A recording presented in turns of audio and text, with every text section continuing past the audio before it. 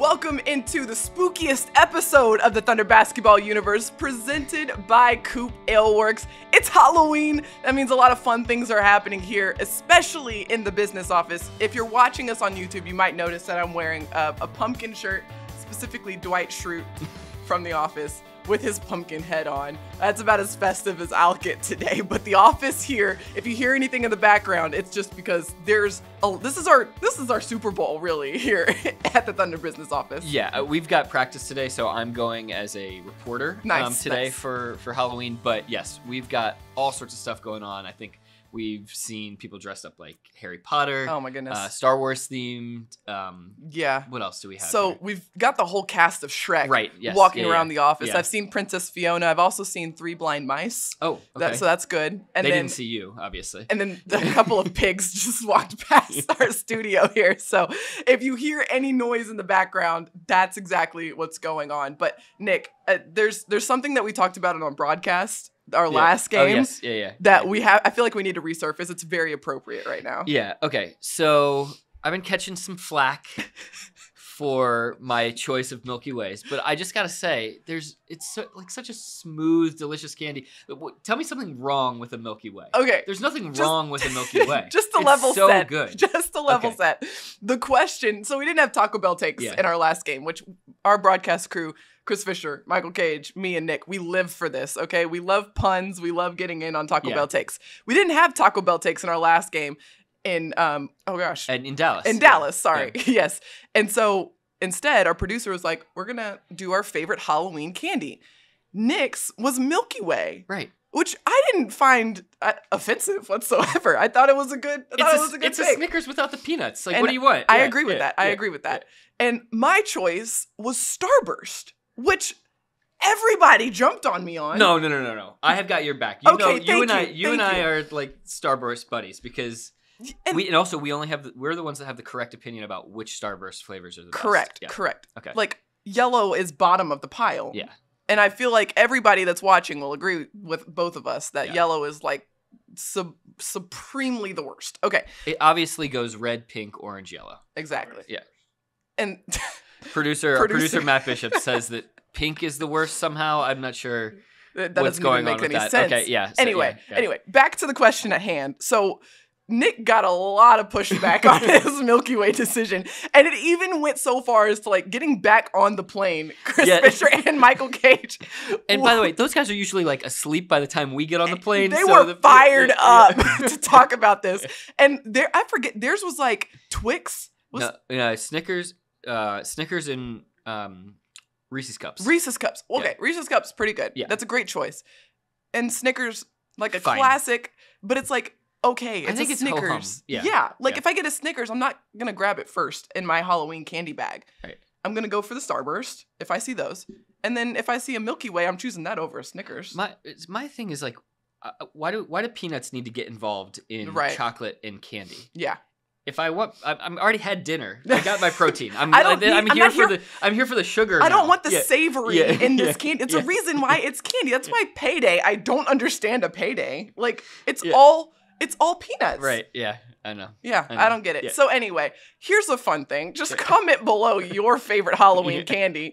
We're definitely going to be on a sugar high all day today, considering how much candy is going around the business office. But best believe the red Starburst will be my most consumed candy today. Top choice. We do have to let you know what producer Matt Bishop hit us with, because this is a whole other level of analysis that needs to go into this.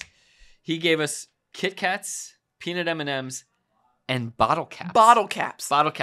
I was not expecting the bottle caps. He said that this was because you don't really get those like any other time. You only get them on Halloween. It's a little bit of a plot twist. And I just wondered which neighbors of his were like handing out bottle caps. Yeah, I mean the ones who shopped last minute for Halloween candy. Yeah, the store was completely sold out of everything else, and all they could choose from were bottle caps and Twizzlers. That's all that was left. No, like the black licorice. Yes, the black licorice. That's all that was left.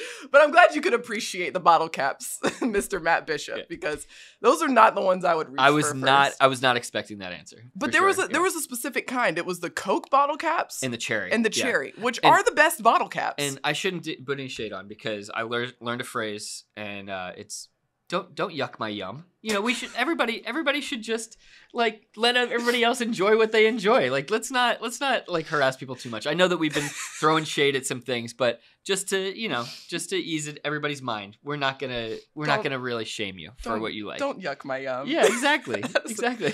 Can that be the title of this episode? Yeah, for sure. That's wonderful.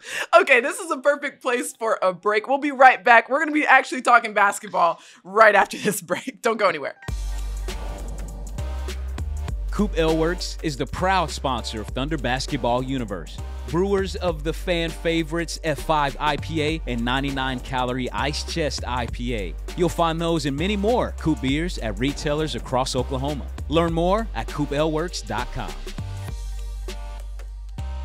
The Thunder has played 3 games since we last caught up with you, and a lot has happened in those 3 games. In fact, Nick Gallo's written 2 articles since our last podcast, so you know some great stuff has been happening in the Thunder basketball universe. And we got to start with this Clippers series. It was a home-and-home series, a little baseball series against the LA Clippers, and the Thunder came out on top in both of those games. But the interesting thing with that series was that they might have been the same team, but 2 vastly different challenges for the Thunder.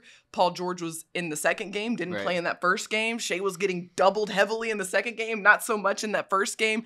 The defensive coverages were different, and just the things that were required of the Thunder to pull out the game was completely different in both matchups. Yeah, as I zoomed out for this article that I ended up writing about the 2-game series, which was called Responding to Success and Raising the Standard, it was really about how for the last couple years, as the youngest Thunder, youngest team in the league, the Thunder was gathering these experiences when they would play the same team in kind of short succession. They'd often play better in the second game, but it was often after maybe a loss or having not played that well. And what was really unique about this opportunity was the Thunder played extremely well in that first game against the Clippers. Shai, Tre Mann, Aaron Wiggins played excellently in that game. Right. And they had to respond to that and play at an even higher level going up against a team that suddenly had Paul George in the lineup as well. The thing that I really want to point out is that first game in particular, the Thunder didn't shoot the ball well at all from the three-point line. Like the three-point line wasn't even a factor in the game. And yet the Thunder hardly trailed in that ball game. And in fact, scored 62 points in the paint, had 21 offensive rebounds, 26 second chance points. But it was the defense. It was the defense, right? 12 steals, 8 blocks. I mean, the defense was absolutely off the charts in that game. Yeah, I think 24 stops if you include the offensive fouls drawn, shot clock violations, turnovers, all that kind of stuff. Right. So, I mean, this was an amazing job by the Thunder to kind of put your foot down. You knew that the Clippers were going to come back and play even stronger, though, the next time out. And what the Thunder did was try to repeat as much as they could defensively. Obviously, the Clippers had a better offensive game. But what the Thunder didn't do is allow any of those volleys that were coming their way kind of deter them. So low free throw attempts, none through the first 3 quarters for the Thunder. Didn't bother the team. Mark Daigneault went into the locker room at halftime and said, hey, don't look at me, guys. Right. Like, we got to weather some of these storms. And, box and ones and double teaming Shai Gilgeous-Alexander, that didn't matter either. The Thunder had 6 guys with at least 3 assists in that second Clippers game. So amazing job to just play through some of those things and utilize the 5-man unit as opposed to thinking one guy's got to go do everything. It was incredible how many guys kind of contributed, especially in that second game. You're talking about the coverages that they threw at Shai. I mean, it was a lot of work for Shai to get downhill, get to the rim, and find his looks. But everybody got involved offensively. One guy who really stood out in that second game was Lu Dort. For the Thunder's first game, it was Shai and Tre Mann who really carried the load offensively. And then in the second game, the Thunder had 6 guys with 10 or more points. And that is a testament to just finding the open man and letting just the sum be greater than, or the whole be greater than the sum of the parts. Yeah, and I think the factor was quick decision making. Right. And that's one of the things that Lu Dort has continued to improve on. Aaron Wiggins, that he kind of came into the league with a little bit of that ability to quickly react and just attack off of closeouts. Right. And so when teams are double teaming Shai, and we're going to see this all season long, the next guy's got to be able to take that pass from Shai when he kicks it out of the double team, which, by the way, Great job by Shai here in the early going to just trust the next man, get the ball to his teammate, and then the Thunder can play 4-on-3 on the backside. Right. And so when the ball was hitting Lu Dort's hands or Aaron Wiggins' hands, they were shot out of a cannon, attacking straight downhill and getting to the rim. Can't tell you the number of times that we saw Ivica Zubac in the second game, and particularly in the first game when Mike Muscala was on the floor drawing him away from the rim. Yeah. He was really out of position. And so the Thunder was able to get lots of foul calls. They were able to get driving layups because the Thunder was orienting themselves based on what the defense was providing, which is exactly what you have to do. You can't ram your head into the wall trying to play one specific style, hit the same play every single time. You've got to react to what you're given and then execute out of that. Yeah, the Thunder's adaptability was really on display, especially in that second Clippers game. But I want to talk about coming out of halftime because the Clippers made a big run in the second quarter. Shai got into some foul trouble, had 4 fouls going into halftime. And so he didn't start in the third quarter. And this goes to what you're talking about of just having confidence and trust in the bigger picture here. There was no conversation really with Mark Daigneault and Shai. It was just, this is what we got to do. This is what's best. And I know this is going to work out. And I can be disciplined when I come back into the ball game. Yeah, I mean, it's just the trust factor. It's the continuity. That's something that Shai talked about after the Dallas game, which we'll talk about in just a little bit. Is like, we've been together now for a year plus with this same sort of core. We trust each other. We love each other. We spend all this time together, and that's continuity. I mean, that's something that Sam Presti laid out for us at the very beginning of the season. And so the fact that the Thunder has been able to actually use that to its advantage, you come out of the locker room at halftime in the first Clippers game, Mike Muscala is starting. Right. That leads to this massive run that the Thunder goes on that completely changes the game. You come out of halftime in the second Clippers game, your best player by, most metrics is Shai Gilgeous-Alexander. He's not even able to start because of foul trouble. Right. Doesn't matter. You're able to get the game into a really good position. And then when Shai comes in, he's going up against more tired first unit guys and then second unit guys. And he's really able to keep that ball rolling in the second half. Okay. Just to go back on your earlier point of the versatile options that the Thunder has at the 5 spot. Yeah. We talked Mike Muscala. We got to talk Hocus Pocus. Hocus Pocus. Alexei Spukashevsky was there catching the ball at that, in the pocket, basically making tons of good decisions. We even saw an assist in each of those games from Bouzman Dieng. So good. And those are guys that, as they're screening up at the top, they're slipping out of those screens when they recognize that double teams are coming, and that helps Shai get the ball out very quickly. And Paris, as a point guard, having somebody as a lifeline there for you when you get double teamed. I mean, I know you used to get triple teamed probably. They really started guarding me when I got off the bus. Yeah. But that's how it is. I mean, having that lifeline who's not just there to catch it and then hand it right back off to you, but catch it and then either take one dribble or immediately make that next decision is crucial. Have a high IQ there. And Poku has been really strong in that position so far this season, just getting out of those screens and then being that secondary playmaker. Like not just holding it and waiting for something to come to him, but helping create and facilitate some actions, whether that's finding the open man or just taking it himself. Because we've seen that from Poku, especially when he's going up against slower defenders. He's made really quick, really sharp decisions. And they haven't always been like these flashy plays. They've just been like the right play. And I remember one very specifically in the second Clippers game where Poku was at the high post, and I think the ball came from the corner. It might have been Aaron or Kenrich. Got the ball to him at the high post.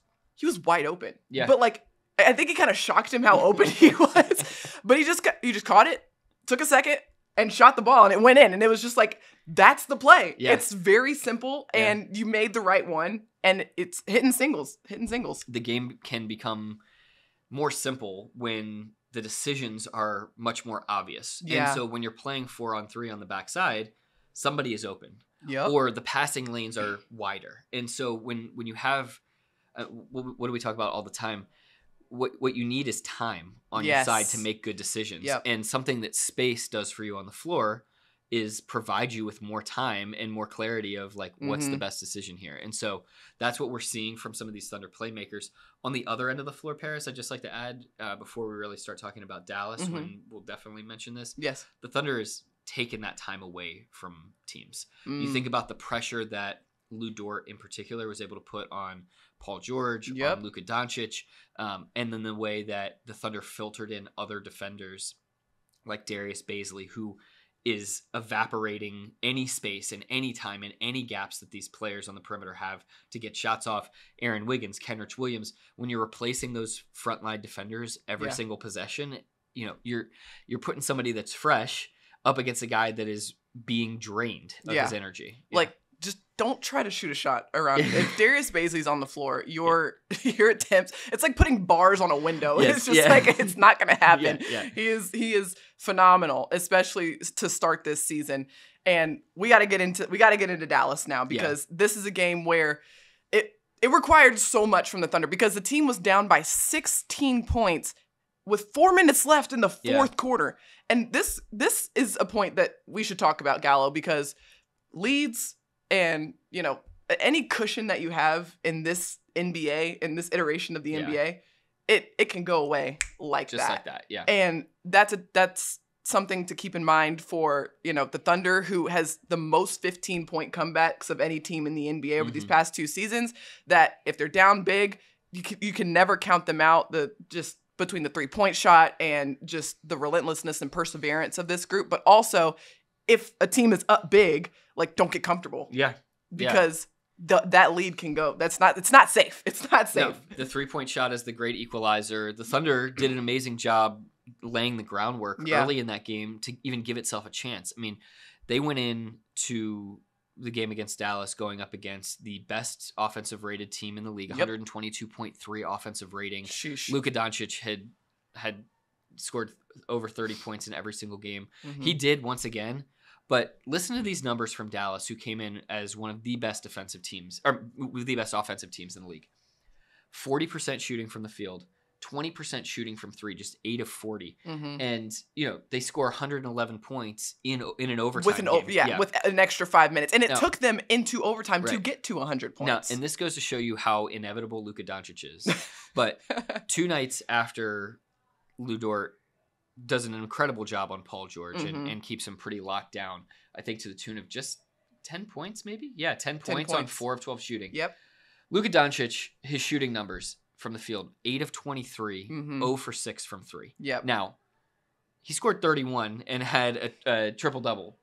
A lot of that has to do with the free throw line. But to make Luka Doncic, who was shooting 50% coming into the game, that inefficient, was the groundwork that the Thunder needed to even be within that new NBA striking distance of 15, 16 points come the final 5 minutes of that game. And if we're going to talk Luka Doncic and Lu Dort, we can't not mention the final possession of regulation. It was a tie ball game. Luka Doncic had the ball at the top of the key, and who was he facing other than Lu Dort? He was in the torture chamber because he tried everything in his toolkit. He attacked downhill. He tried to put his head down. He tried to spin. He tried to do a step back. Lu was not going anywhere. He was on him like a blanket, like a shadow, and the shot missed. One of the huge benefits of getting the Thunder so many reps in their first 1, 2, 3 seasons in the league is I can't remember a young NBA team not falling for pump fakes as well as the Thunder does. You think Darius Bazley, that guy stays planted to the ground until the very last second, until he's absolutely sure that shot is going up. Lu Dort, same thing. He is so good at not jumping on those pump fakes. Aaron Wiggins, I think, does a really nice job with that as well. So great discipline from the Thunder defensively. We'd be remiss if we didn't explain how it got to be 99-99 with 1 possession remaining in that game. And all we have to say is trick or treat Isaiah Joe. He was a trick for Dallas, that's for sure. That was up Mark Daigneault's sleeve, and such a treat for Thunder fans to be inserted into that game with a little bit over 4.5 minutes to go. Joe on call. Yeah. So Isaiah Joe, a relatively new addition to the Thunder roster, has been playing kind of sparse minutes up to this point in the season. 7 total minutes prior to that game in Dallas. To be specific. Yeah. And until when did he check in? At what point? I think it was like a 4:53 mark. Yeah, right around 4:50, 4:53. He hadn't played a minute in this Dallas game. And he checked in, and within about 20 seconds of checking into the game, drains the game-tying 3-pointer. Yeah. And it was such a massive, like, I couldn't help but smile over there on the sideline because Dallas is forced to call a timeout. Shea is going crazy, hyping up Isaiah Joe. And here's this guy who hadn't shot a 3 for 2 hours, was sitting on the bench just cold, and steps into this ball game and is ready to roll at the biggest moment of the game. Yeah, we asked Mark Daigneault and some of Isaiah's teammates and Isaiah himself some just basic questions after the game. Just like, trying to get an idea what were you up to? Did you say anything to Coach? Mark said he didn't remember Isaiah like making a face or saying anything to him when Mark suddenly turns to him on the bench and says, "Hey, Isaiah, like you're in, go." You'd think there might have been some like, "Are you talking to me? Are you sure? Like you haven't looked at me all game yet." You know? Yeah. But that's groundwork laid in the days and weeks before when we see at practice Mark talking to Isaiah Joe and telling him, "Hey, like I can put you in a game in any minute's notice. Like do not sit over there and be disengaged." And to his credit, Isaiah said, "Look, myself, everyone that's on the bench, we are actively engaged in the game." He said, "I'm a cheerleader that whole first 40 minutes of that game before it's time for me to go in." And as soon as he came in, it was kind of textbook, Paris, how he got himself into a little bit of rhythm before he ended up taking any 3-point shots. He got the free throw attempts. Then he started with the rangefinder. He hit a 19-footer. And then he had the opportunity for the catch and shoot 3. So, and he wasn't done there. He finished the game with 15 points. Perfect from the field. Perfect 3 for 3 from 3. Like, just a textbook game for Isaiah Joe. And that spilled into overtime. I mean, some of that came in overtime. But the ability for him to step into the game and be ready. You're talking about what Mark Daigneault was probably telling him throughout his time, in practice or anything like that. It's also seeing other guys get minutes, right? You see a guy like Eugene Omoru, you get plugged into games just, having not played in the first half, or a guy like Aaron Wiggins who didn't really play in the first couple games and then suddenly is in a starting lineup. So the message of stay ready is being like given to these guys without necessarily having to tell them directly. Yeah, they're walking the walk. The Thunder coaching staff is absolutely walking the walk. And that's my story, Joe on Call, that I did after the game, in addition to our reporter's notebook, which really gives you kind of like the nuts and bolts of what happens in the game. I did a separate takeout story on Isaiah Joe, but more about how he's just sort of the next in succession of this culture of readiness that the Thunder has fostered so far this season, and how valuable that is for the organization overall. Not only for each of these individual players, it pushes the ball forward on their growth and development. Like, you can get those ticks forward in a way that you can't if you're just playing a 9-man rotation and it's set every single night. And, you're creating value on the roster, and you're creating camaraderie and cohesion amongst the group as well. It's a lot easier to root for your teammates when hey, my next opportunity is right around the corner. The other thing that I got to be thinking is Jason Kidd and the Dallas Mavericks, they got to be over there like, what just happened? Wait a minute. Like, Isaiah Joe was not on the scouting report. No. And it's 4.5 minutes left in the game, and we just got a whirlwind thrown at us. It makes it so other teams have to play to the final whistle too, because they don't know exactly what's going on. And so the Thunder plays Orlando and Denver. These next 2 games, they're in Paycom Center. And if I'm Orlando right now, I am thinking to myself, what do we prepare for? Yeah. Like, what do we? I don't know who's going to be in the starting lineup, because the Thunder has had different starting lineups just about every single game. Yeah. And the rotation changes from quarter to quarter. So I don't know exactly what to prepare for. I'm not necessarily sure who should be top line scouting report. So it could be anybody. And that makes the coach's job for opposing teams so much more difficult and gives the Thunder such an advantage, knowing that the depth of this team right now is pretty beneficial. And I can put different pieces out there relative to what my opponent is. And nobody has played themselves out of a role in the rotation at this point. And to your point at the very end there, Paris, like, the Thunder can go a variety of different directions based on how the game is going. So you saw Mike Muscala start the second half of that Clippers game. The whole first half, Mark Daigneault was trying to match Muscala's minutes with Ivica Zubac's because they thought, okay, well, maybe this is a way to pull Zubac away from the rim. He's such a good rim protector. The Clippers' Ty Lue kept messing around with the substitution patterns during the middle of that first half.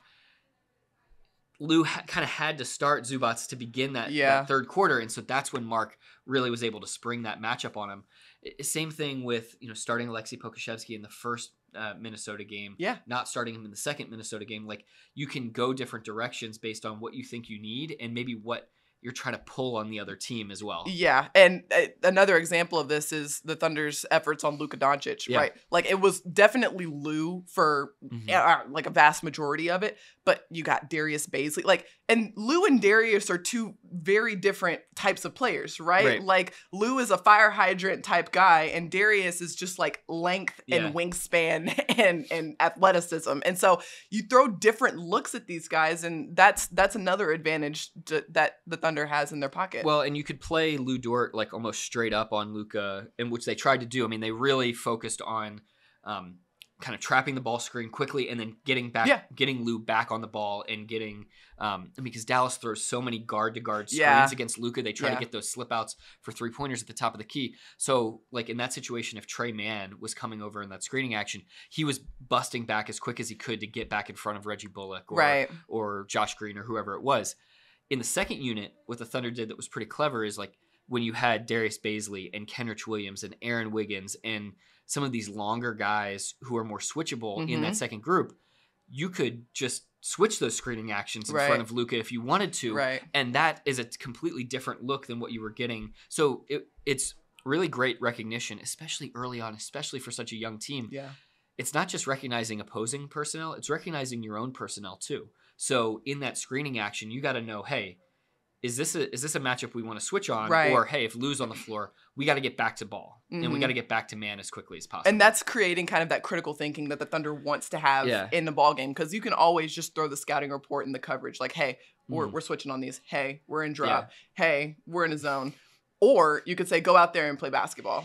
Do what's right out there on the floor. And you're creating situations where guys are thinking on the fly and making decisions in those moments that are best in that moment. And that ultimately is what you want for a team. And really props to the Thunder for the youngest team in the league right now to be able to start leaning into that stuff now and build those habits now. That's going to help this team into the future. Okay, so Gallo, let's zoom out a little bit. These last 3 games, biggest takeaways, because Coach Daigneault made a really good point that, yes, the Thunder has won these last 3 games, but it's not so much tied to the outcome of these games as the process, right? They want to keep doing the good things, and they want to build those solid habits and carry them forward. And the Thunder's been doing good things, even in the 3 games prior to this, that didn't necessarily result in a win. But those good things are the things that they want to keep building on. And so I want to ask you just kind of what have been the things so far that have risen to the top for the Thunder, things that they will definitely want to sustain moving forward. I mean, the number one thing is the defense. They're top 7, I think, in defensive rating so far this season, which is just, stunning. They came into the year, Sam Presti laid it out as the goal of we have to rebuild the defense that was mostly in the top 10 last season. The fact that this young team, which still has so much room to grow offensively, is so tied in and leaned in defensively so far is a really, really good sign. The other thing that is related to that is the turnover differential that the Thunder has so far. Plus 5.2 turnovers per game. That's first in the NBA. I think what you take away that can be sustainable maybe is the way that the Thunder is turning teams over defensively. They're not being this crazy active, like, pressuring team the way that the Minnesota Timberwolves were last year. What they're doing is they're playing and being really good position defenders. And because of their length, they're in the right spot on some of these weak side steals. They're just getting hands in passing lanes. We saw it from J-Dub, Jalen Williams, making his return in Dallas. He had 3 steals. One of just 3 Thunder rookies ever to have a 13-3-3-3 game. Amazing. But then on the other end of the floor, Paris, and I want to get your take on this, is the Thunder has not turned the ball over at a very high level. That's actually kind of surprising to the team so far, because the way that they want to play, they're kind of okay with having high turnover numbers because they want that ball zipping around. So they'll kind of take it while they can, knowing that maybe that number is going to regress back at some point. Coach Daigneault is not in practice being like, we will not turn the ball over. You turn the ball over, you run a mile. He's not saying any of that stuff. And actually, the coaching staff is not even emphasizing turnovers at all, because you don't want to create a mindset of this team of like scared to make a mistake. Yeah. Because when you're scared to make a mistake, you're not aggressive. And if you're not aggressive, you're not making strong drives to the basket. You're not making quick decisions. And if you're going to be a team that moves the ball a lot, if you're going to be a team that plays aggressively and tries to attack downhill and get everybody involved, you're going to turn the ball over. Right. And that's got to be part of it offensively. You got to be okay with making turnovers. Now, making smart decisions and quick decisions, sometimes the easiest pass is the simplest pass. So if you do that, you're going to take away some of those turnovers. But this group is not out there thinking, okay, we can't turn the ball over, or I don't want to. Obviously, they don't want to turn the ball over, but they're not emphasizing that in practice or in shoot-arounds. It's just make the right play, make the simple play, and come what may. And there's nice rhyming. I didn't even mean to do that. There's also kind of you hear coaches across the league talk about a little bit of the psychological element of that too. If you're saying, don't do this, there's like this human brain thing where I'm gonna do that. It's like, don't foul. It's like suddenly my hands are in. It's all I'm thinking about. Yeah. Mm-hmm. Whereas if you're presenting like a positive call to action, so to speak, for your team of keep the ball moving, quick decisions, like that's a lot better of a message for a human being to internalize and then actually act on than don't do this. Yeah.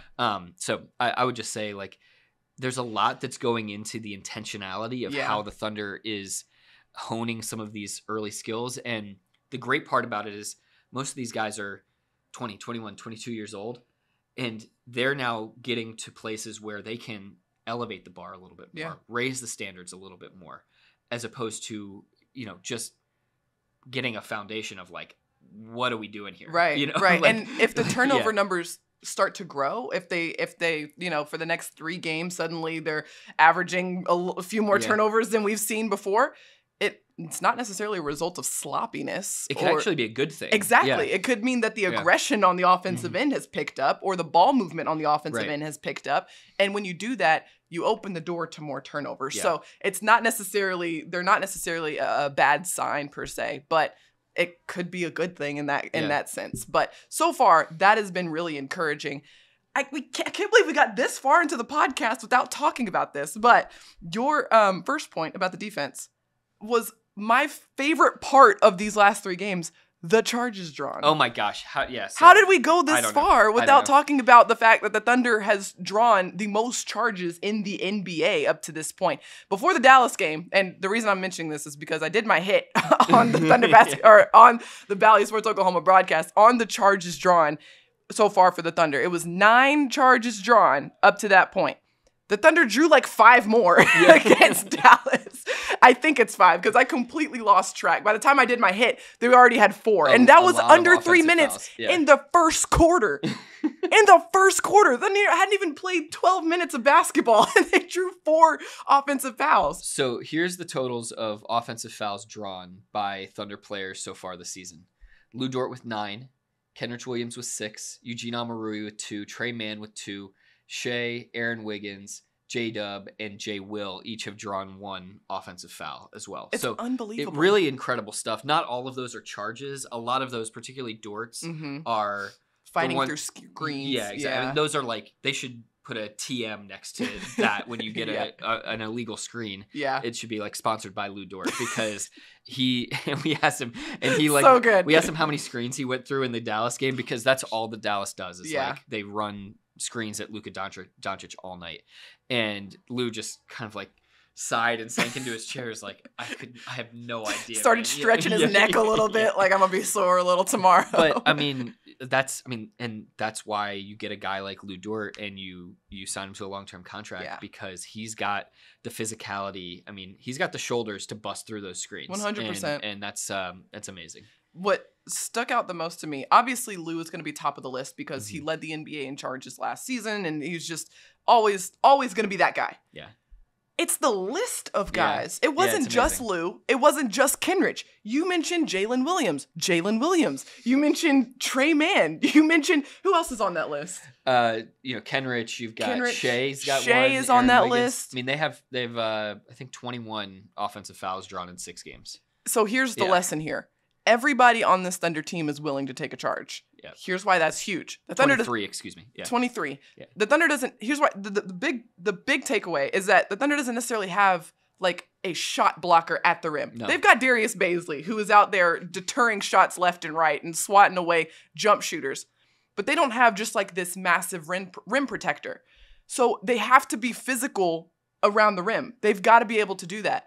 And the great way to be physical without necessarily blocking a shot, but also is able to take away 2 points, is taking a charge. And that's a physical play. That is a like a backbreaker for an offensive team. If you get called for a charge, it's like a instant momentum swing. It's a big play for the defense, and offensively you're like, and it's a foul. Yep, a foul. You get the ball back without them shooting the ball. It's amazing. And it's genius. The Thunder has one of the best just field goal attempt differentials too. Yeah. And I mean, this is very, very basic, but like if you get more shots than the other team, you're probably going to score more points. Hey. And it can offset poor shooting nights. The Thunder has had some good shooting nights. Shot actually very well at Dallas, 49% from the field. Right. Didn't shoot so great from behind the arc, but when you're getting so many more field goal attempts, I mean, that game against the Clippers was wild. That first game, the Thunder took 110 shots. The Clippers took 83. Yeah. Like, that's an incredible equalizer. Exactly. And so basically, like if you're coaching like an 8th grade basketball team, maybe instead of working on shot blocking, maybe just work on taking charges. And offensive rebounds. Big key there. And it's all mental. It's all about, being willing to sacrifice your body and getting in the right position. It requires a lot of discipline to make sure that your feet are set and you are chest to chest with your opponent. But ultimately, it is a big difference maker, clearly, as the Thunder has seen so far. So you're saying that these little league coaches should be like, all right, kids, we're talking about moment of truth today. Yes. It's time for the moment of truth. Yes. And they just line up and, just take charges all day. Yeah. Exactly. Oh, man. Yeah. It would work out big time for change the landscape of Little League basketball. Really setting a culture. You have to play with pads on the floor or something. Well, you know how like the 3-point line just changed things? You know? You got everybody shooting like this now. Yeah. Exactly. You've got like 4th graders out there. They're not strong enough to shoot threes yet, but you're always strong enough to take a charge. Yeah, that's true. That's the biggest lesson of today's podcast. All right, we got to let you know what's on tap for the Thunder. I kind of mentioned it earlier in the podcast, but the Thunder's home inside of Paycom Center for 2 more games. They play the Orlando Magic on Tuesday, and then they host the Denver Nuggets on Thursday. So this will be the 3rd time, including preseason, that the Thunder has faced the Denver Nuggets. So really, really great experience against this Nuggets team, a veteran team, a good team, headlined by Nikola Jokic. Yeah, these divisional matchups are big time for the Thunder because you're going to face these teams 4 times this year. Then you also on Tuesday, you get that matchup against a team that's maybe kind of more in your like peer group in terms of age range, experience in the Orlando Magic. We'll have both those games on Bally Sports Oklahoma. So definitely tune in there if you aren't able to come down to Paycom Center. But I mean, based off what we experienced, those 2 home games against the Clippers, like the experience here at these games is so fun. It's so electric. The guys really feed off of it. You can just tell like there's a different jolt that these guys get when they come out of starting lineups at these home games. So I'd love to see y'all down here. I had confetti in my hair for 2 days after the Clippers. They dropped confetti for the first time this season against the Clippers. And literally I've got big hair. So it's just like there's going to be confetti that gets stuck in there. It's it's all fun and games until Paris is there with her post-game press conference questions, asking like very serious questions. And there's like gold all coming out of her hair. So. Thank goodness the guys took me seriously still. All right, that wraps up today's episode. Thank you so much for watching and listening. Be sure to like, rate, and subscribe wherever you get your podcasts. Be sure to be safe trick-or-treating out there. And until next time, Thunder up, and catch you later.